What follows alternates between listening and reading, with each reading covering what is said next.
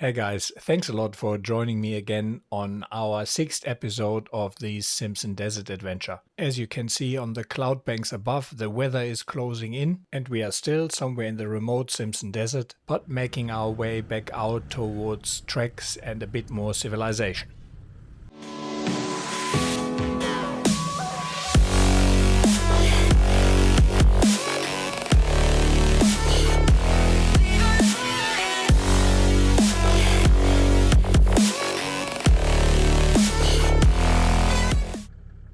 When you're cross country, it's not always easy to find a suitable trek to get over the dunes, and occasionally it needs a few trials and errors.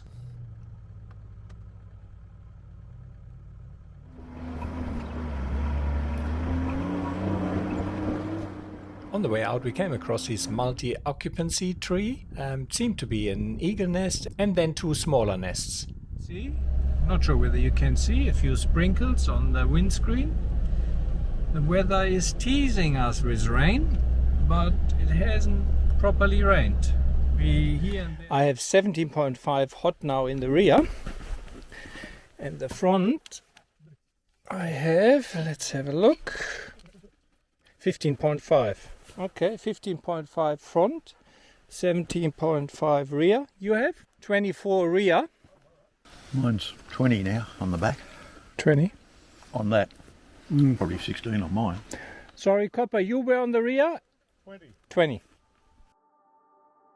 Back on the French line, we had lunch next to one of the super chopped up dunes, and just for fun I decided to crawl it as slow as possible, stop at one of the steep parts and then restart again and continue driving to just demonstrate no problem really with low tire pressure and a bit of suspension travel.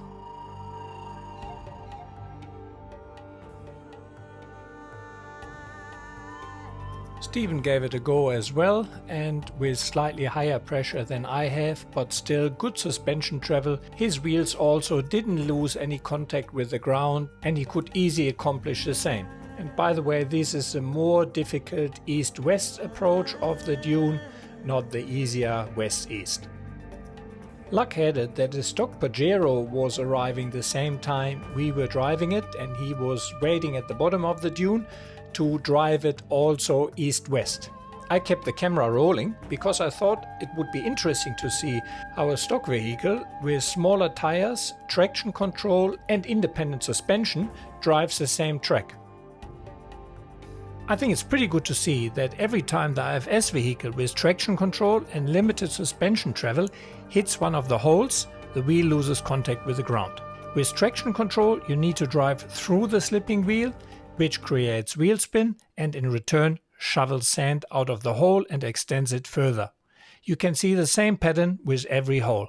These, together with too high tire pressure, is one of the main contributors to these chopped up dunes.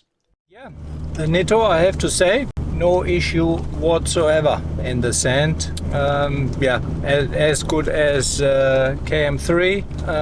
Sidewall strength, yeah, I haven't got a puncture. I pulled a few big stakes out of the side biters, but yeah, with a 10-ply sidewall, the Nitto I think is probably the strongest tire, mud-terrain tire on the market, beside maybe, you know, some very dedicated Simex or Trappadors, but let's not count that.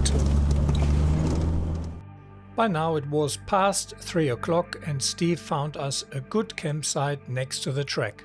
Check out all these green and grass around us.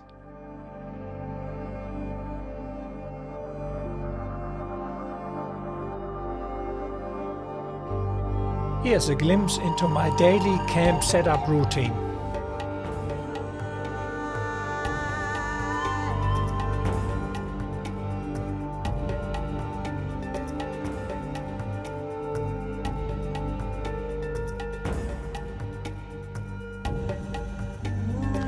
Stephen just called me over, mentioned that his reasonably new Dobinson remote rest shocks seem to be leaking. I've got this oil splash here leaking down, probably from the fitting on top of the upper tower, I think. or it could even be spraying out of the remote reservoir, I don't know, and running down. Shit, yeah, it's everywhere there.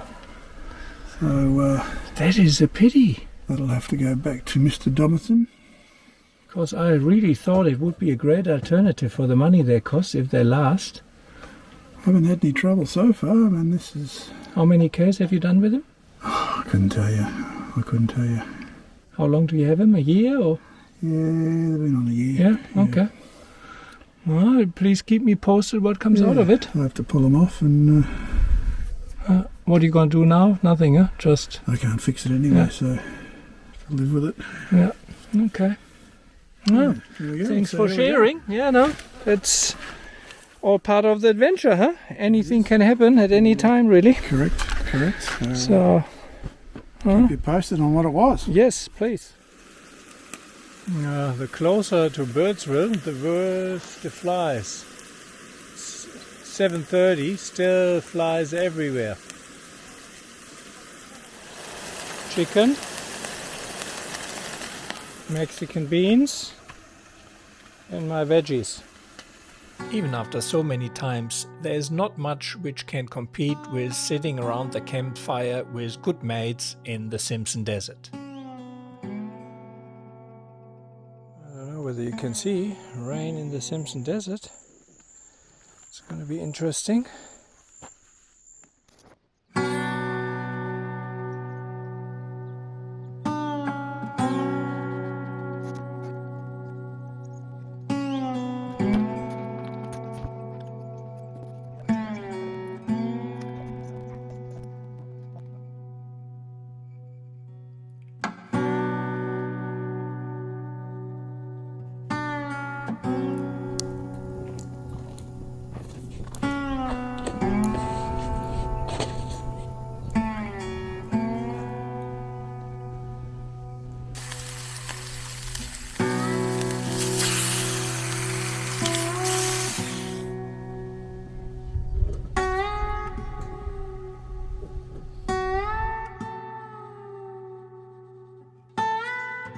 It's funny, we're talking about wheelbase, and I said Tony has a longer one, and then Stephen said no way, mine is stretched, and now I see it.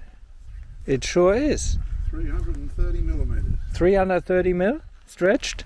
Can I have a look in the cabin? Because there's something else quite beautiful in here. Look at this. Yeah.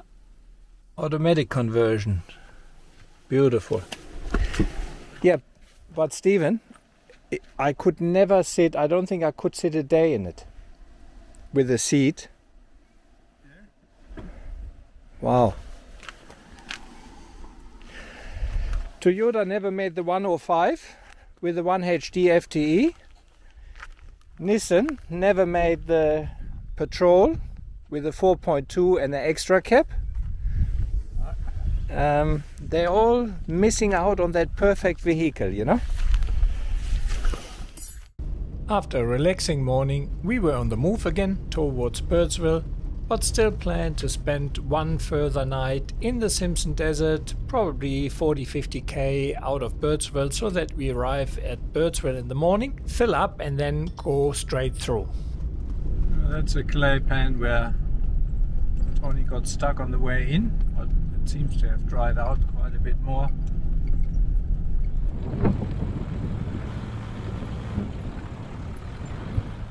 My Bushman is going for 10 years. Steve has a Bushman as well. And that is going for much longer. How old was your Bushman, Steve? How old is it? Yeah. 25 years. That's alright.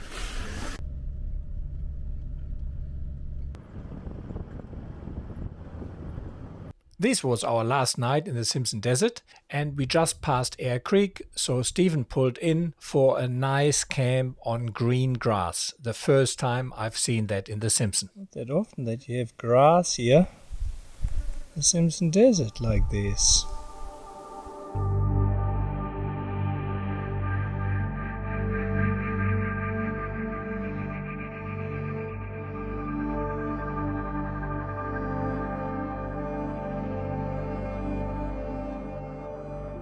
cloud banks were still building, and you actually see some rain coming down in the far distance there.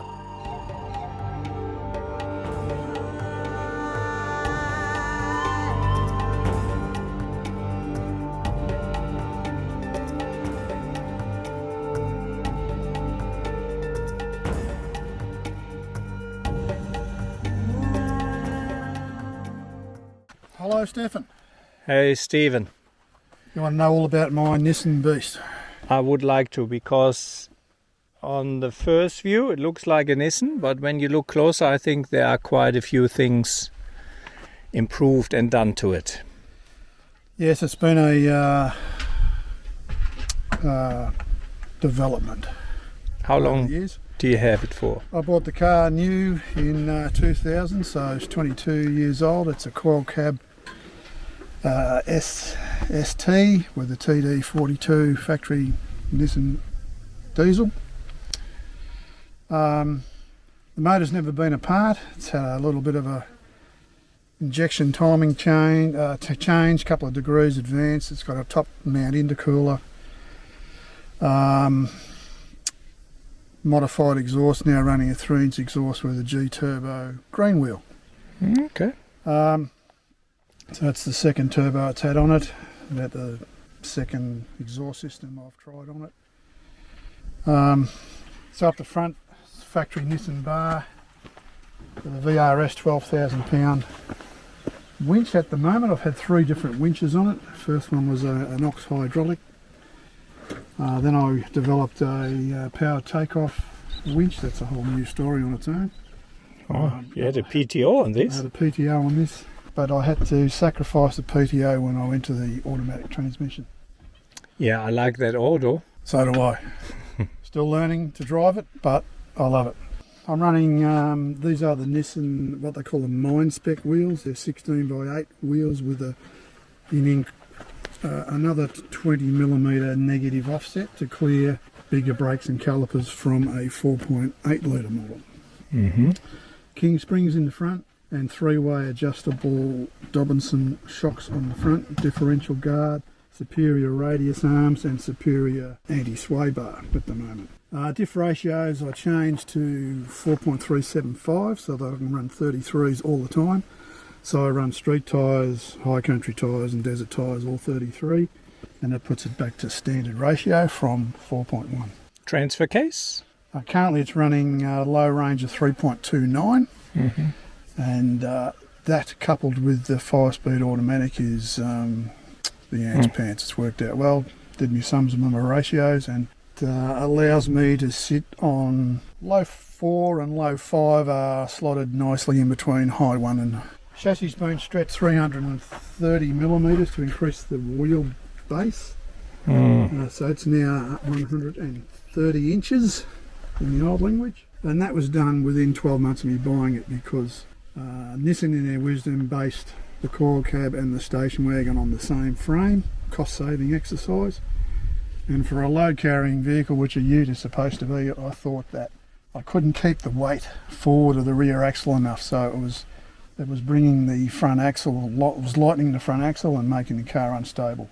So I stretched the wheelbase, the tray the same size, and that allows me to load my heavy things in between my wheels. Makes it very stable on climbing dunes. Or fuel capacity is 300 litres diesel, 120 litres of water. Toolbox on this side.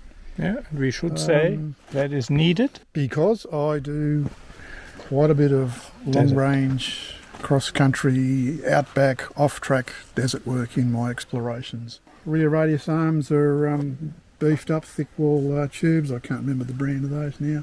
Top ones are still standard. Dobinson flexi coils in the rear with superior engineering long travel rear shocks. Oh, very neat. I think that's about it. Camping here at Air Creek, it's 7 o'clock. Or later actually even, and the flies are still galore. It's quite annoying. Now they start to ease up to a little bit, but that is 2 months ago here. I don't think we saw more than 2 or 3 flies on the whole trip. So definitely a reason to go in winter time, not in summertime. But day 9 tomorrow, last day in the desert, back out to Birdsville, awesome trip. So yeah, very tired though. Did offloading all the footage last night until 11, up at 5, driving most of the day, so looking forward to a good night in bed. Yeah, morning. Last day in the desert, and we're probably an hour from Birdsville on a clay pan, kind of, at the Air Creek basin there. We had a little bit of dribble at night, and I was a bit concerned because the clouds and everything, it is super dark. And if that comes down here, we're going to be standing up to our knees in mud here. But anyway, fairly early now, packing in and then heading off. The end of an awesome trip. I mean, ants are prevalent everywhere at the moment. I mean, in crazy numbers. And they're everywhere and they still bite. Anyway, gonna keep packing now. Flies. It's probably the worst I've ever seen, to be honest. And so early in the morning. It's nuts.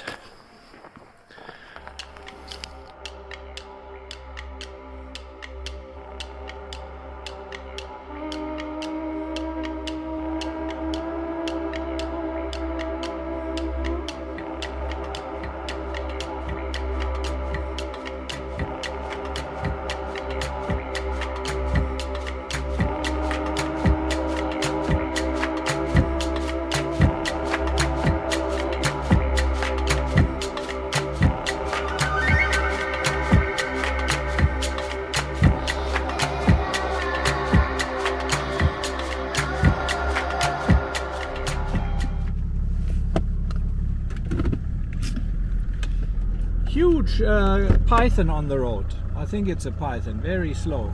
Big fella. Wow.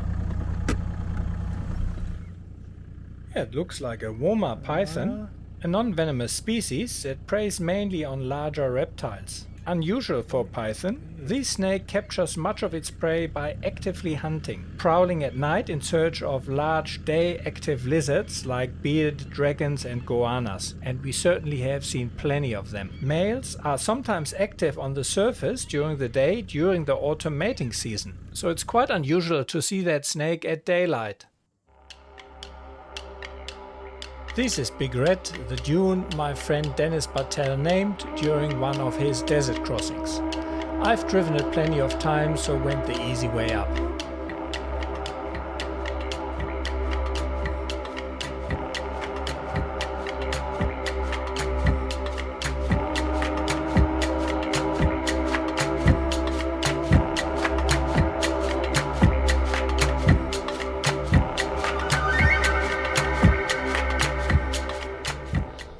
Airing up, I'm still using the JMac PEM 1000. I really love it, and for me it's definitely the quickest way to air up with an auto shut off at whatever PSI I set it to. I have to give a shout out here to ARB and their air compressor. I purchased this air compressor 8 years or so ago. It has been moved from car to car. It was in the Discovery 3, it was then in the Defender and now in the Cruiser, and it has never failed me. Needless to say, there's another one going in the Hilux, which is currently being built. Just in Birdsville, filled up, which did hurt, $500, $600 nearly. Birdsville has a cafe and I just found it. That is new. Let's check that out. Huh? How are ya? That's new. Just noticed one of these clamps here coming loose. By the way, this was the only issue I had on the trip, beside the nearly lost brake fluid cap. See what I have here, a few spare clamps.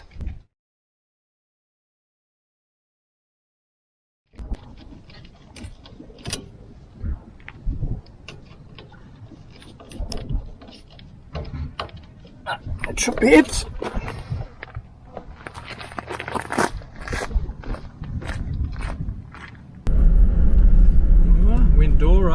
motion, whatever that means. Better air down a bit, to be honest. Yeah, quick stop at Betoota. Yeah, weather forecast does not look good. Supposedly some thunderstorms and big rain tonight. It rained on and off, dark cloud banks, so I don't know whether I'm gonna camp tonight, to be honest. Don't feel like packing in the wet, mind you. I have to put the awning out. Well, the problem is if you sink into mud and clay. Willy will.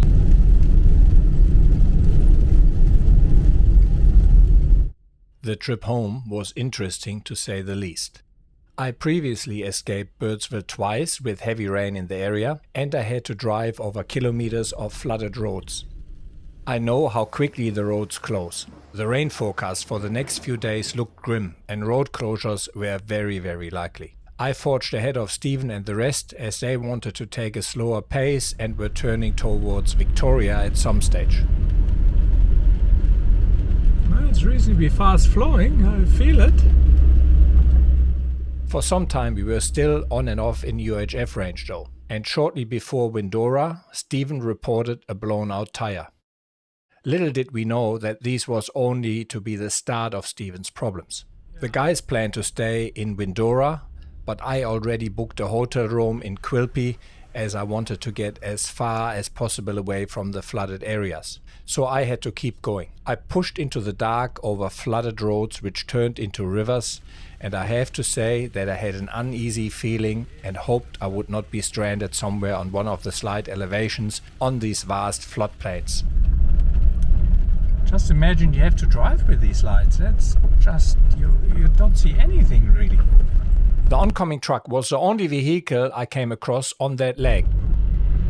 I sure was glad to run some quality aftermarket lights, as these would have been even more hazardous with my stock cruiser lights. Let me show you again a few examples of the Lazer Elite 36 on the roof and the RRR 1250 on the bull bar.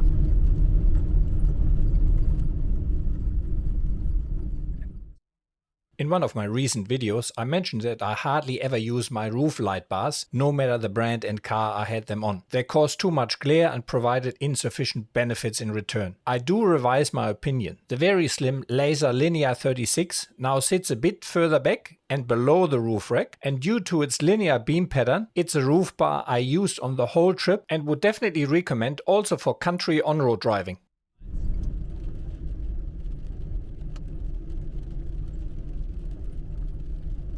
I managed to arrive in Quilpie just before the last pub meal and was glad to have a dry, warm bed. No fuel at Quilpie at the moment, it seems like. 2 years ago I was looking at the Ineos as a possible next new car, but I've done a few videos about it. They obviously have quite a few shortcomings, and one of the big shortcomings is that Ineos does not have more than 90-litre fuel. So twice now, if I stuck with 90-litre fuel, I would be stuck where I am and would have to wait for fuel to arrive. Luckily, I had enough fuel to easily get me to Cunnamulla, so I pressed on. My aim today was to reach Byrock, which was 650 kilometers through adverse weather conditions. I pretty much have to make it to Cunnamulla.